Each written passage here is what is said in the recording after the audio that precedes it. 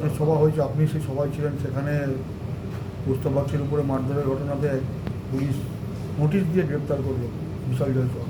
না না না, সেখানে সভাতে মারামারি হয়নি, ওরা একটা আন্দোলন করছিল। সেই আন্দোলনে রাস্তা যেভাবে অবস্থা খারাপ আছে তার পুনর্নির্মাণ হোক রাস্তা ভালোভাবে, সেটা পৌরসভার বিরুদ্ধে আন্দোলন।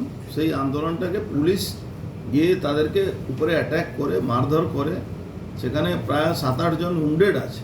কস্তব বাগচি ছিল, বিশাল ছিল, ধরমপাল ছিল, এরা সব ছিল, আরও কতগুলো মহিলার উপরে অত্যাচার হয়েছে।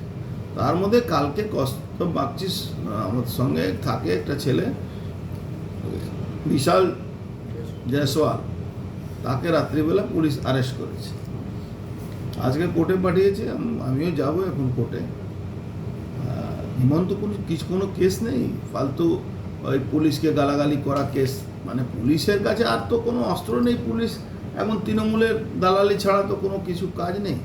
তো পুলিশ ওই সব মামলাগুলো দিচ্ছে। আমাদের যেরকম ওই চন্দন গুপ্তা, তারপরে মানস দা, তারপরে আরও নীতিশ সিং বলে একটা ছেলে আছে, 3 জন রোজ পিসি টানছে কলকাতাতে। হ্যাঁ, কেসে কিছু নেই, পিসি টেনে টেনে বলুন, মানে মনে হচ্ছে মার্ডার হয়েছে, মনে হচ্ছে খুন হয়েছে বা ডাকাতি হয়েছে, তার জন্য পিসি টানছে। এখানে এসে এরকম করবে কি না করবে কিন্তু কোর্টে গেলে বুঝে যাবে। গালাগালি পুলিশকে না করলে কাকে করবো? মমতা ব্যানার্জিকে গালাগালি করবো, পুলিশকেই তো গালাগালি করবো। এরাই তো তৃণমূল হয় দালালি করছে, এরাই তো বাংলায় অশান্ত করছে।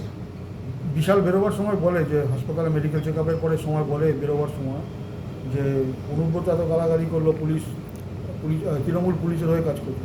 ঠিকই বলছে, ও তো নতুন কিছু বলিনি, ও ঠিকই বলছে। মমতা ব্যানার্জি চটি চাটা হয়ে গেছে। যারা মমতা ব্যানার্জিকে ওরা বাঁচাবার কন্ট্যাক্ট নিয়েছে, কেউ পারবে না। 26-এ মমতা ব্যানার্জি শাসক থাকতে পারবে না, ওকে হারতেই হবে। বিশাল জয়সওয়াল মানে কদিন ধরে বিজেপি করে, মানে রাজনৈতিক পরিচিতি? বিশাল অনেক পুরনো বিজেপি কর্মী আছে। ঠিক আছে।